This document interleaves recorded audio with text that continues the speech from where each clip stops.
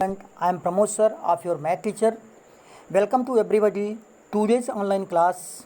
Student, today I am going to discuss about the question number first of exercise 4.1. So the first question is complete the last column of the table. Student, you are seeing on the screen that there is a table and the first column of the table is student serial number, second is equation column, third is value column, and last column is student in which we need to write your answer, that is say whether the equation is satisfied, yes or no. Student, we need to write our answer in yes or no, student. But there is a problem, student. How can we satisfied my equation? Student, you know that firstly we satisfied my equation by the given value of the variable, then we can write our answer in yes or no in the last column, student. So student, how can be satisfied? Student, we want to tell you that on putting the given value of x in LHS, if we get the value equal to RHS, then that value of x satisfies the equation, otherwise not, student. कहने का मतलब ये है student कि x जो variable है, x का जो वैल्यू हमको सेकंड कॉलम में थर्ड कॉलम में दिया हुआ है, उसको हम इक्वेशन में रखेंगे, सेटिस्फाइड कराएंगे और देखेंगे क्या LHS का वैल्यू और RHS के वैल्यू के इक्वल है। अगर स्टूडेंट ये इक्वल होता है तो हमारा इक्वेशन सेटिस्फाइड हुआ, अदरवाइज नॉट, नहीं तो नहीं student. So student, we are doing here, student, my first equation is, student, as you are seeing on the screen, x plus 3 is equal to 0, student. Student, you know that this is a equation, and in this equation x plus 3 is in the left side, and 0 is in the right hand side. Right hand side की तरफ कौन है? 0 है, और left hand side की तरफ student हमारा x plus 3 है। सो स्टूडेंट, और जो हमको x का वैल्यू दिया हुआ है that is x is equal to 3, student. इसी वैल्यू से, by this value we satisfied the equation. So student, firstly we take the LHS। पहले हम लेफ्ट हैंड साइड को लेंगे, तो स्टूडेंट हमारा लेफ्ट हैंड साइड है x प्लस 3, और in this side we put the value of x is equal to 3, student.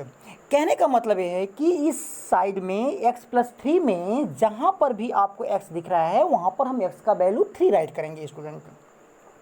तो x के प्लेस पर हम स्टूडेंट 3 राइट करेंगे, और आगे आपको plus 3 is already given. So student, we get the answer as 6, student.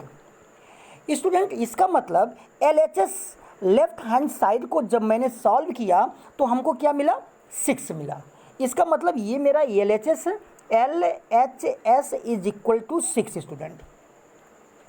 And RHS is already given, student. RHS is already given in the equation, student, 0.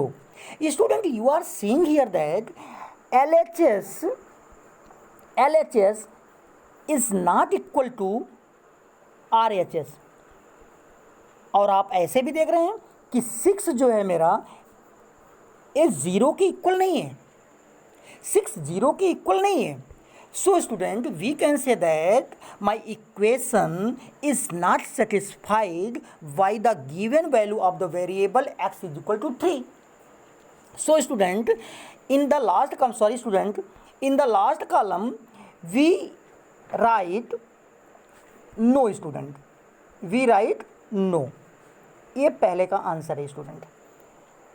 No, आप क्या write करेंगे? No write करेंगे। Only you need to write the no or s as answer in last column, student. So now student, come to the next question, student. Next is, student,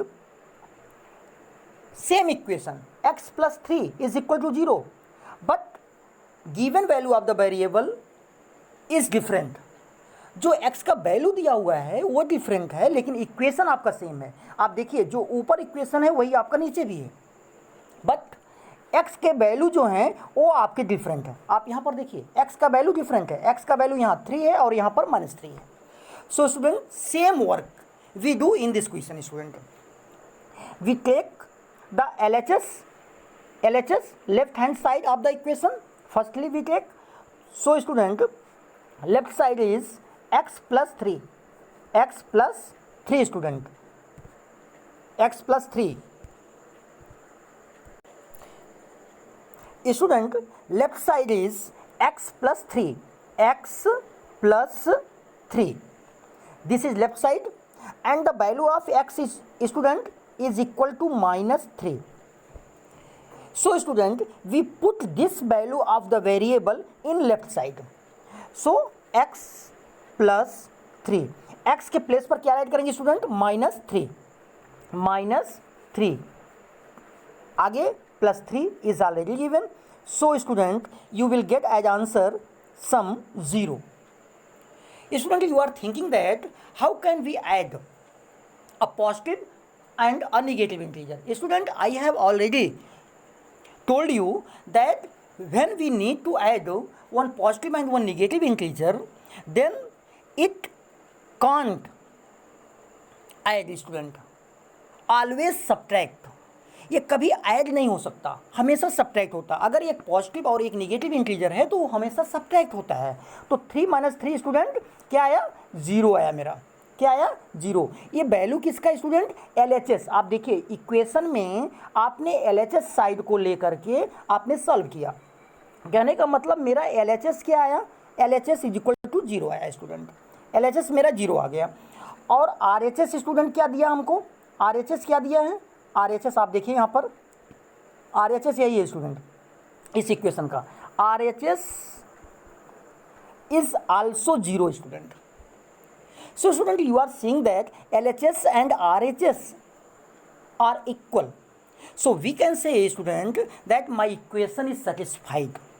So student you will write your answer in the third question that S, only S, you need to write only S as answer student. So student come to the next question. Next equation is given student 5x is equal to 25, and student the value of the variable x is equal to 0 given. So student firstly we satisfied the equation, then we can say that my equation is satisfied or not. So student we take the left side of the equation. Left side, left hand side को हम सबसे पहले लेंगे student. Left hand side मेरा क्या है student? LHS मेरा क्या है? 5x है। क्या है? 5x. We can write 5x as same student like this, 5 into x. It means student 5x is the product of 5 into x. 5 into x, 5 into x का ये प्रोडक्ट है student. So we put the value of x is equal to 0 in LHS. So student there is student we want to tell one thing here that there is no sign between 5 and x. Student I have already told you that if there is no sign between two things, two numbers, then you will understood about the multiply sign. So student 5 और x के बीच में कोई sign नहीं है तो क्या है? Multiply है। और x का वैल्यू आपको क्या रखना है स्टूडेंट? 0 राइट करना है। तो 5x को हम ऐसे भी राइट कर सकते हैं स्टूडेंट। सो हम राइट कर रहे हैं 5 इंटू एक्स के प्लेस पर स्टूडेंट क्या राइट करेंगे? 0। आंसर क्या आएगा स्टूडेंट? 0। जब हम 0 में किसी नंबर से मल्टीप्लाई करते हैं तो आंसर क्या आता है? 0 आता है। Everybody know. So student you can say that when we solve the LHS of the equation we get 0. It means LHS is equal to 0 and RHS student you are seeing that 25. आप देखिए यहाँ पर equation में RHS मेरा 25 है student RHS is equal to 25. So student, you can say that LHS is not equal to RHS, is not equal to RHS. LHS हमारा RHS के equal नहीं है, और वैसे भी आप देख रहे हैं it means 0 is not equal to 25, कभी नहीं हो सकता equal. So student, we can say that my equation is not satisfied. मेरा इक्वेशन सेटिस्फाइड नहीं हुआ क्योंकि LHS और RHS दोनों सेम नहीं आ रहे हैं. तो student, we can write our answer no, only no. Student, no, no write करेंगे आप यहाँ पर. नो, सेटिस्फाइड नहीं हुआ मेरा equation. So student, now come to the next question.